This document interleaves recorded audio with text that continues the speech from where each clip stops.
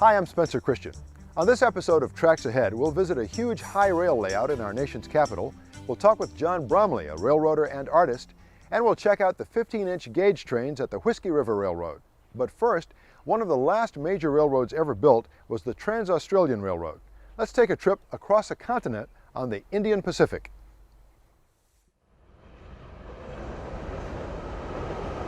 A ride on the Indian Pacific is one of the train trips of a lifetime. Don't necessarily need to be a train buff to travel on the train. It's not about travelling on a train today, it is all about it being an experience, a holiday. Basically, it's almost like a hotel on wheels, and even though you spend 3 or 4 days on it, it is not wasted time. It cuts through some of the most rugged country the world, let alone Australia, has to offer. But your trip begins in the stylish, booming, sophisticated city of Sydney. Sydney is one of the most instantly recognizable cities in the world. The harbor is a playground for all variations of water sports. Of course, the crown jewel of the view is the Sydney Opera House, a music-filled icon of the country.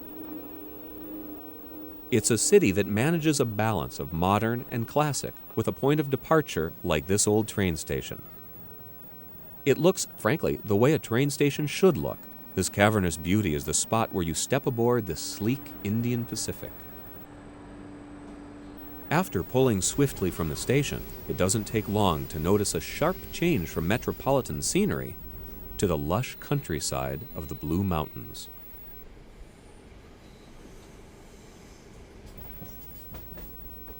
The whole journey from Sydney to Perth takes 3 days from coast to coast along these legendary rails. Perth nestles the coastline of the Indian Ocean. It's a city many Australians from the East Coast have never seen because it's so far away. It's a very clean city, very friendly city. The people, you can walk around Perth and there's no problems with getting lost because if you just stop and ask anybody, they're very friendly. My personal opinion, it's one of the best climates. It's very mild winters, the summers aren't scorching hot, and they have something that's called the Fremantle Doctor, which is a breeze that comes off the ocean in the afternoon, cools the city down. The breeze is also a favorite for windsurfers who catch some blistering rides on a rollicking Indian Ocean. In between these two great cities runs the Indian Pacific. Well, the Indian Pacific it's an icon. It's, to start with, it's one of the, amongst the longest journeys, rail journeys within the world. It's unique, and we could say that there's not many trains like this left, not just within Australia, but in the world as well. Along the way, there's the chance to stop and check out some of the far-flung towns of this vast country. Broken Hill is a mining town that's clinging to a more profitable past. It's the doorway to the outback as well, because Broken Hill is only a day's drive or days travelling from major centres like Sydney, Melbourne and Adelaide. There, as I said earlier, it is a mining town, but more so these days it's turning towards tourism. There have been many movies made in the area too, some of them like Mad Max and Priscilla, Queen of the Desert, so forth. I think they're well known. It's one of the dots on the map served by the Flying Doctor Service, established in 1928. In a land where 911 is unknown and an ambulance is out of the question, these small planes show up with doctor aboard wherever and whenever medical help is needed, and it's free. The Outback relies on the service a lot. 20,000 emergency landings a year, and somewhere around 170 to 200,000 patients a year as well that they service. You can travel the globe and never find a longer stretch of straight track than right here. We're in the probably in the central of the Nullarbor at the moment. We're on the longest strait in the world, the strait being 479 kilometres long. As you can see, there's not a lot to see out here. A few odd kangaroos, a bit of wildlife, that's about it. The word Nullarbor means without trees, and in fact, it might just as well mean without anything. But then again, all of this, is far from being nothing. This nothing is exactly what people come from all continents to see. There are many expressions that come on people's faces. Some of a great surprise, like especially for international visitors, particularly Americans and obviously our Japanese travellers. They are amazed at there are no buildings on any of this land in the middle of Australia. It's just dirt and trees, salt bush, that type of thing. And it just goes on forever. In the middle of it all is Cook, a truly tiny town. In past times, there used to be up to 200 people lived at Cook. Now there's only a caretaker, his wife, and 2 children, so the official population is 4. Well, somebody suggested it would make a great retirement place. It would have a lot of peace and quiet, no stress. But shopping would be a bit difficult. As wonderful as all the places out the window are, it's what's happening inside that makes this trip special. It's a very pleasant way to get from one side of Australia to the other, and I think that, as I said, the best part of it is meeting different people and enjoying a good old chat with them. That's the best part of it, I think. The people that travel on it and the people that work on it make it special. The people that you meet on the train make it special.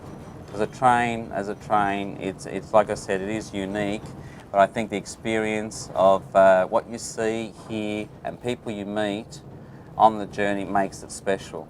Very good. We've had a ball. We've met some great people, some Americans and some expatriate English people, and we've had some good food, good wines, and good company, good scenery. It's been really good. Eating is a main focus of the trip.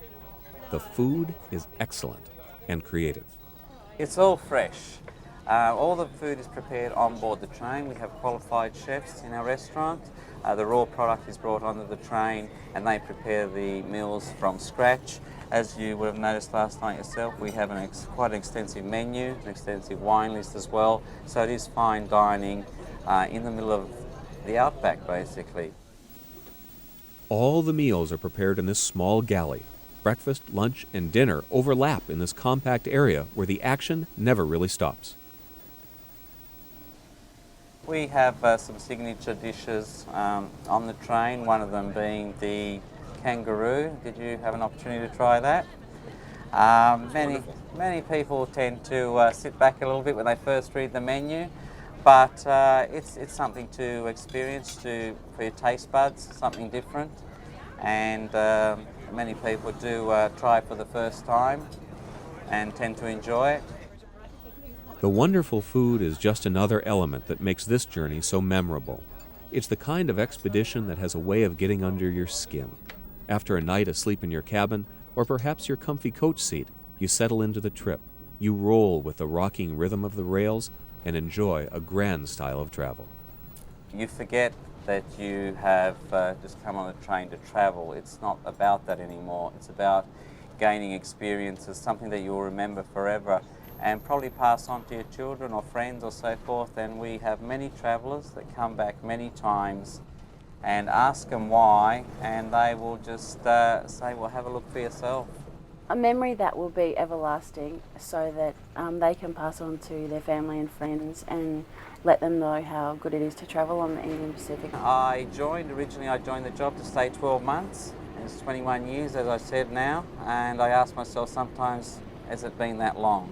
Time has really flown, and why I'm still here is, to start with, I could be sitting in an office maybe looking at the Sydney Harbour in Sydney or the Swan River in Perth, but after a while, the scenery is the same all the time. I think I've got the best office window here. The scenery changes all the time, the people we meet, and if people come and travel on the train, and when they walk off the train and they say, Michael, thank you very much for that experience, that's why I keep coming back anyway, and that's why I'm still here. In the early days of the railroad, the trains used to stop in the straight section. Passengers would get off and pick wildflowers. If you're a model railroader, once in a while you sit back and daydream about the biggest and nicest layout you would build if you had the means. Right now we're going to meet a Maryland man who turned those dreams into reality. When you walk into the layout room, the first thing that hits you is, wow, this is one of the most intricate and detailed layouts I've ever seen in my life. Everything is there that could be there, that should be there. There's constant action to keep your attention. There's detail upon detail, and it's huge. Here are a few of the numbers. It fills close to 3,000 square feet, which is about twice the size of the average starter home. That's 45 feet wide by 60 feet long. If you went outside and laid the track end to end, it would stretch out for over 1 mile. There are 9 separate transformers. There's a 13-stall roundhouse. There are 7,000 model trees. But there's one owner and chief operator, businessman Tony Lash. Got my first train in Christmas of 1947, which I still have my original set. And every week I would buy a car, or I would lay away a car or engine or something like this. And I came from a railroad family. My grandfather and uncles all worked for the Norfolk and Western Railway. And that was how I fell in love with trains. As an adult, Tony Lash would decide to base his dream layout on the West Virginia coal country he knew as a child. I tried to model the area that I grew up with. I used to ride a 6YB when I was a young kid with the Norfolk and Western with my grandfather from Bluefield, West Virginia to Norfolk or to Hampton Roads, really. And hauling loaded coal cars down and empty coal cars back. And that was just a thrill, and it just got into my blood, and to smell the steam and to smell the smoke, and just to be able to feel the raw power of a 6YB is just something that I would never, never forget. It was an experience that I certainly appreciate being able to have when I was growing up. The O-gauge rolling stock is from Mike's Train House, and as you can see, there's a lot of it. He likes the size, the detail, and the all-around quality. I stuck with O-gauge because of my age. It's hard for me to put the HO on the track and to see all of the good detail. And I grew up with O-gauge. Tony Lash had built a number of layouts as an adult, but when this business executive decided to build the biggest and the best, he knew he would need some help. Help with the bench work, the switches, the scenery, the signals. Help with just about everything. He and nearly 15 layout experts spent more than 3 years building this masterpiece. 3 years turning Tony's fantasy and vision into reality. It was complex because it was large. I mean, the number 10 wire alone, I've got about 1.5 miles of that strung under here. So from the basics of how much work had to be done, there was a lot of man hours in it. My part on the layout was about 1.5 years of 3-day weekends. I had a partner helping me at the time, so there were 2 of us here over that period. We used rock face. I use a water-soluble method using plaster cloth to give myself the basic design, and then attaching literally hundreds of rock molds to the plaster cloth using a spackling compound. As an adhesive, we were able to sculpt the verticals as well as give ourselves several crevices that add to real erosion look. Tony and his pals have put together a realistic work of art, the kind that every model railroader dreams about, the definition of excellence.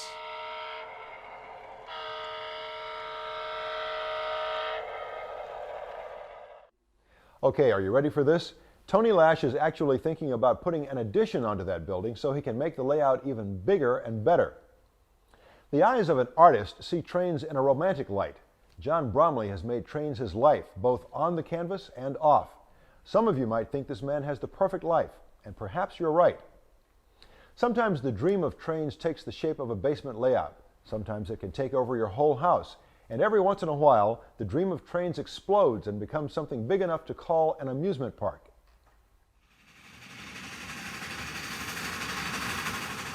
When you have the urge to take a little train ride through some pretty Wisconsin countryside, you can literally take a little train ride. It's the Whiskey River Railway in Marshall, Wisconsin. This small steam train is the realization of one man's big dream. I was always kind of fascinated with steam. You have to be fascinated, you wouldn't be full with it. I really got started in 1960 in Colorado, and then it just grew and grew and grew. And until now, it's quite a deal. I love it, of course I would, how could I not? Lee Merrick is a successful businessman, but this operation is not about money, it's about fun.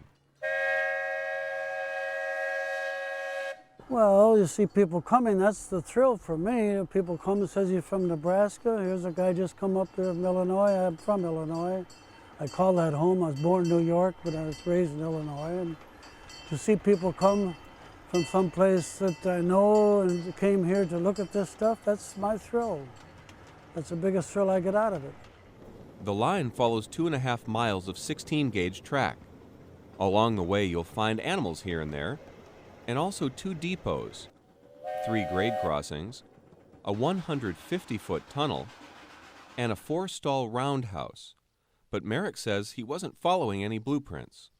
I don't know, it's just like anything else, you know, it just kind of grew, almost like a mushroom, you know, it just, you couldn't really explain it. We had all the setbacks you could possibly have, floods, fire, you have it all. And now we got all this, and it'd be hard to explain. It wasn't planned, it's just spontaneous. On sweet summer or fall days like this, it's a joy to be out here in the country. Of course, the winter also has its fans. Right after Thanksgiving, you can hop aboard and head out for a Christmas tree. Our winter activity is what gave this railroad its start some 17 years ago. The railroad traverses over 2 miles of Wisconsin countryside where people can travel and pick out a Christmas tree. Most of the trees are pre-cut, but in season we do have cut-your-own trees here at the railroad. On weekdays we run diesel service, and on weekends we run live steam.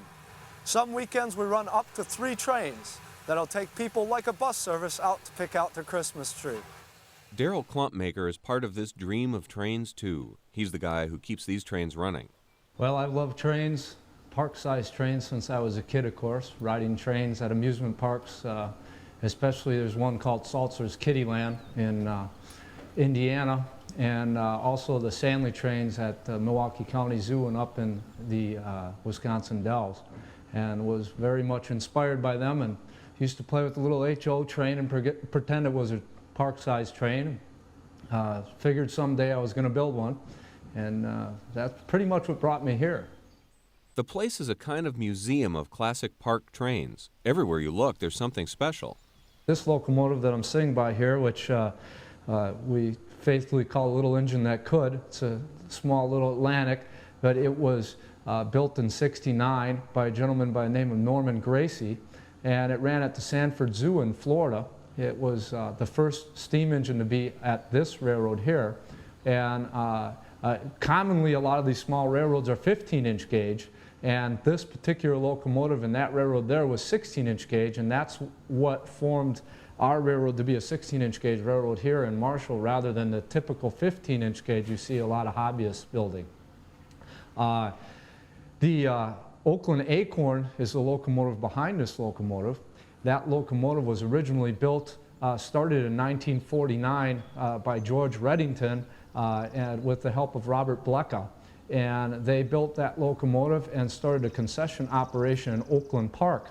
At that time, it was a very successful operation, and the cowboy actor Gene Autry was there and saw it and was so impressed by the train that he contracted with them to build the Gene Autry Melody Ranch Special Daylight, which is the Daylight locomotive, the sister engine to it right here.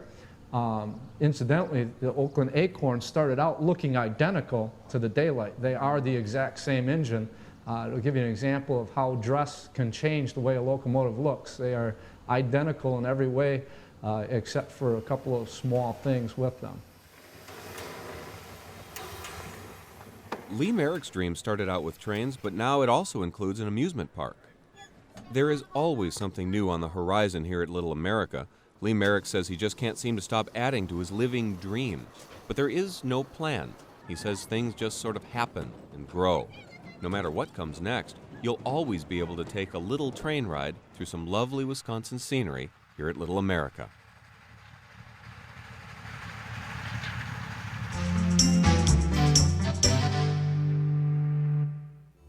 This is the Feather River up in Northern California, a place called Sloat. What I did here was I just took a snapshot off of a little bridge that went over the river there, and then of course I didn't have a steam engine going by there, but I put one in from the 1940s era to round it off. Otherwise the scene is contemporary, including the coyote down in the lower right-hand side. You can probably guess John Bromley's favorite period, the time when steam was still a powerful force and presented an artist with a full canvas of options. My favorite era is, like a lot of fans I guess, was the 40s, 50s. I think because of the mix of steam and diesel, and of course all the great passenger trains on the British railroads were running in those days. Steam engines are an artist's dream because of you can do so much with the smoke and steam, and they all look so different. And it's fun to, you know, by placing the headlight up or higher or lower, or the marker lamps or whatever you've got, you can make a steam engine just do all kinds of marvelous things on canvas or on paper. And of course the smoke is just, you know, I think everybody loves to draw smoke. And the trick is to restrain yourself such these huge clouds of smoke at every painting you do. His work captures classic trains in many settings. As a kid, he grew up in love with trains. Art school lasted only a little more than a year, but his passion for trains is still glowing. Well, almost became an artist when I graduated from high school. Majored in art at the University of Nevada in Reno. Always been drawing train pictures since I was a kid. And that developed into one thing or another. And of course, with like a lot of people, when you get to school, you really don't know what you want to do. I had started to go to work for the railroad in Las Vegas, Nevada. And my dad talked me out of it. Said he'd help me get started through college, and then after I finished college and I was dumb enough to go railroading, that would be my decision. But so I went off on the art direction, and that's what began my serious look at it, although really it's always been a hobby for me. After a tour in the Navy, he worked in the media, which led to a career in public relations, and, as luck would have it, his love for trains is now part of his everyday life. John Bromley is the Director of Public Affairs for the Union Pacific Railway. So that would mean the UP is his obvious favorite, right? Quietly, I always admired the Santa Fe. That's my big secret because I love their red war bonnet trains. But I was always loyal to the Union Pacific Railroad, and it was just a fluke of fate that I ended up in Idaho and met some folks up there that led me back into the railroad business. Look around the UP offices in Omaha and you see his work there, and here. Well, it's strange, and although I think I've gotten used to it, but it's a wonderful ego trip. I don't make any money at it. I wish I did, but for my own self, it's just wonderful. It kind of started out innocently enough, like everything does, where I did some Christmas cards for the company, and from the Christmas cards, a fellow here started a print business, and he still runs that, Rail History Prints.